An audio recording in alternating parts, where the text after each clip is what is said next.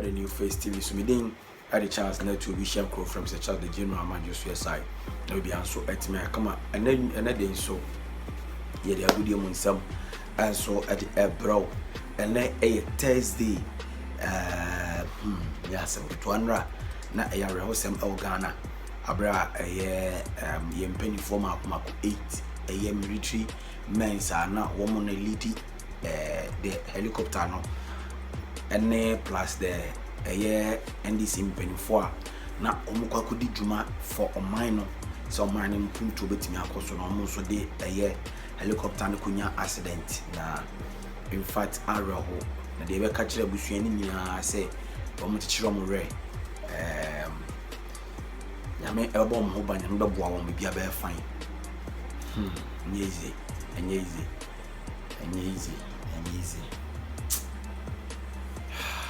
month of August Eddie but still we need to work easy better but Eddie then some so a Thursday Eddie then some and so ever somebody be our home. As usual, I said, I can be the chance now to be shared from such as the general manager, and so at me, I come, and so at me at the amount, and then someone at Dawson, but it won't tell, and so at me at the amount. And Sunderland has announced a year, as it has announced they will give free ticket, season ticket to any season ticket holder over age of 85 years. Yeah, it will free ticket the amount. Age near 85 for ticket holders and mom start take it free no and so hot now when you say Newcastle I make say another player and Kesinka Obom ho a branch and Didi Benjamin Sesko to Manchester United na players Marco in 9 and a Manchester team and Dindi Newcastle for Omalusu first Ekitike Fanny say occupy Liverpool second Mbumba occupy Manchester United third Yao Pedro occupy mo Chelsea and a Manchester United as Sanfa Benjamin Sesko and so at the every woman some until we any and some said the Chelsea stories now and then one more trophy a year celebration no I said and midi kind a catcher on before I call James Gallagher adding some kakra to the way they want me come for Chelsea was there Odi can say oh who say Chelsea midi ever toss off or so baby who be a Chelsea beat me again as well even Arsenal Liverpool or City home na top 4 na no better and so on and now the way what in some fro at the far a young Newcastle Liverpool say as a Liverpool fan I don't want to see the club spending 150 million on a year Alexander Shaki. I can imagine he's probably Liverpool number 1 target, but it's not right to buy a striker for 80 million pounds Ekitike and make him from bench, like make him come from bench. Okay. Also that bothered me. Also if they do that, then nothing seems planned. You can't have a plan to sign a striker for 80 million and then another for 120 million. I'll say I love to see Alexander Shaki at Liverpool, but at 150 million, you did think he's Mbappe. For 150 million, you should be getting a player like Mbappe. This guy, crowd, are you okay? And then Arsenal a ball game against Villarreal. A ball no 3-2 in favor of Villarreal, and so one now. Yami Aduma Saturday, Omne Ateko Babao, a bomb last match and Sana, Omotimi Ashavo at the Aquaco Pimu, and so a Old Trafford, nominally Manchester United, and so our Kobo and Tiebeshe said here Ebecono, and so Alpha Meme. I'm not going to judge a offensive Gyokeres any other players no on prison. I'm just waiting for the tournament now because I started leg now. Next week Sunday, they started leg now. I don't want to hear anything. Safi no haba. Okay. And also said that on the 17th and Manchester United and Arsenal Eddie Bona Benjamin Sesko versus Victor Gyokeres na enya senkitu man ene be ye adwuma no ama adwuma no so asi wo ho eno ana ye behwe saa game ni de man hwe bi kura bi be ye me enso na ene me ye so say enra wote here we go for Danny Nunes out in any HMO Alia enso yes iska no 53 million pounds and so on 50 million euros add-ons plus add-ons and so can home and on Liverpool a brand 3 years and over signing and so Edema Kovacic and your office from another approach from Saudi Arabia and Saudi Pro League, you know, but a brand say on the focus now a team and so the Manchester United over so with me aboa Emma Pep Guardiola squad and so at me aye kama and no and in Samoa yes we yet the ama wo Liverpool a brand din Eddie Barcola and so a PH now so PH for no menyɛ sure so beton because Abrantie no a very important player to a PSG eti ebehwe emreden krabia and so and ebechire unim say barely at 2 players every Chelsea omoto Abrantie nidi Ogichuku and omoto fencing Broja and so na 2 players no ama Chelsea 45 million pounds and so fencing Broja call for a year 25 million pounds and I think so team Abrantie Ndin Ade Ugechuku and so call for 20 million pounds and so 22 players no provided in one team no 45 million pounds and so at the match Chelsea and so course so the other story to me about and send your bawremu and so Chelsea dia Manchester United abawremu a Brighton Eka my Abrantie Ndin Carlos Baleba and so na Fabrizio say Fabrizio as more kind or say Carlos Baleba doesn't close doors for Manchester United after direct contact with his camp. Manchester United believe agreeing terms with Barcola terms wouldn't be an issue with them. It would be an issue, okay, but but club to club deal considering very difficult because they are Brighton for their under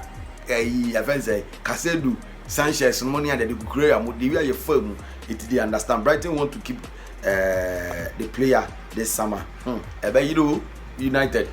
and this player there very good on say after Mose Casedo and only player will be replaced and this guy has been a wonderful player last season for Brighton. It's United for once because United signings are very important like important what you see it's omunya word we 80 million kwa Brighton for budget mama nyama bi some 60 okay 60 70 on budget but mama nyama bi some 50 na 40 ombe pamoni so e dey mom it you know and also and some said the echo now more on Likona Jackson and Newcastle friends Ben Jacob and so actually mu Chelsea are preparing to submit a summer exit for a year. Nicola Jackson. Newcastle were fully focused on Benjamin Sesko, but are now considering whether to make an approach. Chelsea value a year Nicola Jackson at around 80 million pounds, and so I know any said na yemumure Chelsea stories no before I start na yenko Abrantie Estavao omubisa no after celebration ni ekoso ni bisa nse na nsam ben na kupoma eka kire na all can now te ase the lab by na Abrantie no so ni din enso de Azugo enso ebaye de no buka also speaking to the guys after the game at the club World Cup made me feel real welcome and special. I have João Pedro and Santos here, two Brazilians who I spoke to before coming, so it fit good. We are not chile mu say kopama some kan nyina wante o se kopama some kan wante ba kokora but o se Azugo ba ye no ana Azugo be chirichiri because on not Spanish kakra ana san so te Portuguese kakra it on be chirichiri nsem no mu kire na o mani hu se kopama se na ni age say o ba be join ne wom na o mu be ye o be welcome na kama and so o see oh yes I was very cool it was an incredible experience to test my potential too. I think it was a very important game for my life, and that will be marked in my story because playing against my team. And so now etienne wo hwe a friend say cup celebration na trophy celebration na ene ma no ene kohia nti hwe one side and we picture we abon say one side na ma na pack o mo tre no ho ena me ma no so pack o mo two ni e wa haba 20 me ma no de no ba ko mo do sen ba. It's not just our wonderful club, and so I don't know. Yeah, the trophies ni nyina ba ye show ye a man show the FA Cup, almost show the man Premier League, almost and show you can say I think one cup ba ho ka ho almost je 3 after that no coach a man coach bompasta the can say one beje 4 this season. And so at the match Chelsea, after me man also at the conference league nearby, and I the club World Cup and so about twice. So after that and you could pay mu, and so our museum ho a year has full Chelsea a go pay mu our trophy cabinet ho na James the captain and so the trophy e ko see ho sanso and a brand din at the funny saying Enzo Fernandez and so the conference league there no so e ho ka ho e wo ho a chesi bia so ye kama ntuhwe video na pop up na say the video na the way celebration at the way players ne ba bonten any ade the way more ebise some questions, the highlight of the way anema na koye e Stamford Bridge nyame adoma Friday and a year boy a match against Baleba I was Stamford Bridge. Now for your testing players now who are doing on fitness level no any strengthening their mindset in I test now for Sunday. Now me adoma any Newcastle and so was Stamford Bridge now for no so you testing who are doing nothing. Now me adoma the following Sunday no you Crystal Palace their boy gidi I'm a name nyina so I think here come as supporters ni be so a pulley up ebe support team the park na nyama there but under that and so no he introduce new players no at the Stamford because who are about Stamford Bridge but now on yes Stamford Bridge boy what you say Yao Pedro friend saying Azuku Estavao and Dilap and Gettins what you say and head to Suka on this year train a brand anything and so at the year Javi Simon is he or no any Abrantian din Eddie Ganacho pe and I can number catcher was a Ganacho no almost say Chelsea for say or 30 million euros 30 million euros and also any said yes and someone at Chelsea is world champion and we are going to be world champion for the past 4 years and one more omunyanti yeno omonte omonso betten so who said here and some so etie ewo ho bibia so atimi ay kama pa eyi na ya samo me kasa na se ade ni besi ma adwini mu a na ma adwini na ay mentantan so bende adwuma so ye nti eno so ene se de etie ewo ho ade ye besi wa ha na me pe house of folk stories babo players o masinsan ya de ba mensanka na me adoma ebi afom china ekon e be hwe se be nya sa stories no and so at media ba na bibia so at me come meeting at the chance na to be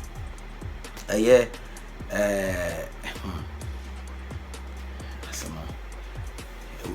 enye izo